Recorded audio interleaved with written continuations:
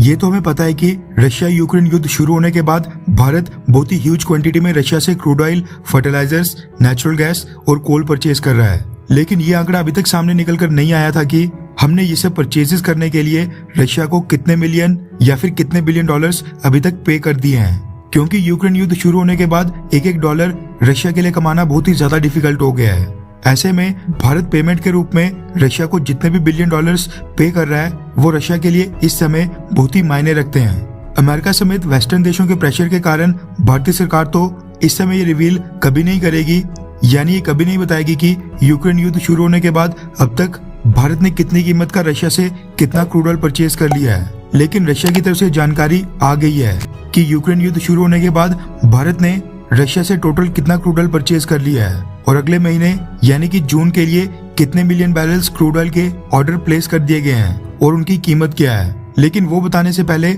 आपकी जानकारी के लिए बता दूं कि लास्ट ईयर यानी साल 2021 में भारत ने अपना मात्र 2% क्रूड ऑयल रशिया से परचेज किया था और क्वांटिटी की बात करें तो भारत ने साल 2021 में 12 million barrels crude oil Russia से परचेज किया था। इस साल के आंकड़े बहुत ही ज्यादा शॉकिंग है। रेफरेंस के लिए आपकी स्क्रीन के ऊपर द इकोनॉमिक टाइम्स के आर्टिकल का स्क्रीनशॉट है, जिसके मुताबिक भारत ने रशिया से चीप क्रूड ऑयल के इंपोर्ट्स में अचानक ही बहुत ही बड़ा उछाल मारा है। द इकोनॉमिक टाइम्स की रिपोर्ट के मुताबिक जब से यूक्रेन युद्ध शुरू हुआ है तब से अब तक भारत ने रशिया से 34 million barrels crude oil purchase कर लिया है। मार्च महीने में 3 मिलियन बैरल्स, अप्रैल महीने में 7 मिलियन बैरल्स, मई यानी कि इस महीने 24 मिलियन बैरल्स रशिया से क्रूड ऑयल परचेज कर लिया गया है। यानी मार्च, अप्रैल और मई 3 महीनों का टोटल 34 मिलियन बैरल्स। गौर करने वाली बात यह है कि हर महीने रशियन क्रूड ऑयल की क्वांटिटी बढ़ते ही जा रही है।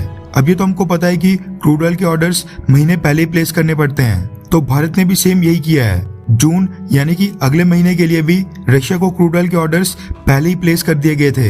रिपोर्ट्स के मुताबिक अगले महीने के लिए भारत ने रशिया को 28 मिलियन बैरल्स क्रूड ऑयल के ऑर्डर प्लेस कर दिए हैं। यानी यूक्रेन युद्ध शुरू होने के बाद हमने 3 महीनों के अंदर रशिया से 34 + 28 यानी 62 million barrels crude oil purchase कर लिया है। पिछले महीने मैंने आपको बताया था कि इस साल भारत रशिया से 90 से 100 million barrels crude oil purchase कर सकता है और जिस तेजी से रशियन क्रूड ऑयल की क्वांटिटी बढ़ रही है उसको देखकर लगता है कि हम साल के एंड तक 100 मिलियन बैरल्स के आंकड़े को बहुत ही इजीली क्रॉस कर लेंगे और इस फाइनेंशियल ईयर के एंड तक भारत रशिया से 150 से 200 million barrels crude oil purchase कर सकता है। भारत दिन भर में 4.7 million barrels crude oil consume करता है, यानी खर्च करता है। इस हिसाब से हम साल के एंड तक रशिया से 42 डेज का क्रूड ऑयल परचेज कर लेंगे, जबकि लास्ट ईयर हमने रशिया से जो क्रूड ऑयल परचेज किया था वो भारत में मात्र 3 दिनों तक चला था। अगर इन फिगर्स के ऊपर प्रेडिक्शन करें तो साल के एंड तक भारत अपना 12 से 15% क्रूड ऑयल अकेले रशिया से परचेज करेगा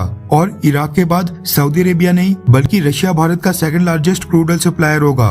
द इकोनॉमिक टाइम्स की रिपोर्ट के मुताबिक 24 फरवरी यानी जब से यूक्रेन युद्ध शुरू हुआ है तब से 26 मई तक भारत ने रशिया को क्रूड ऑयल और बाकी अलग अलग आइटम्स के लिए 6.4 बिलियन डॉलर्स की पेमेंट अब तक कर ली है। भारत और रशिया के बीच इस समय भी लंबी अवधि के लिए एक ऑयल डील के ऊपर नेगोशिएशंस यानी बातचीत चल रही है। ऐसे में अगर वो भी साइन हो जाती है तो फिर रशिया को भारत का second largest crude oil supplier बनने से कोई नहीं रोक सकता है। लास्ट ईयर हमने कुल 12 million barrels Russian oil purchase किया था, जबकि इस साल यूक्रेन युद्ध शुरू होने से अब तक 62 million barrels Russian oil purchase कर लिया गया है। बस इसलिए अमेरिका चिंतित है क्योंकि यूरोप के देशों के रशियन ऑयल को बॉयकॉट करने का कोई फायदा ही नहीं हो पा रहा है। उनकी कमी अकेले भारत और चाइना ही पूरी कर रहे हैं। चाइना तो अमेरिका की बात मानने से रहा, इसलिए अमेरिका भारत के ऊपर प्रेशर डाल रहा है। खैर, आपको क्या लगता है कि अगर युद्ध ना रुके तो क्या भारत को रशिया से सस्ता क्रूड ऑयल परचेज करना जारी रखना चाहिए, हाँ या फिर ना? नीचे कमेंट करके अपनी राय जरूर बताएं।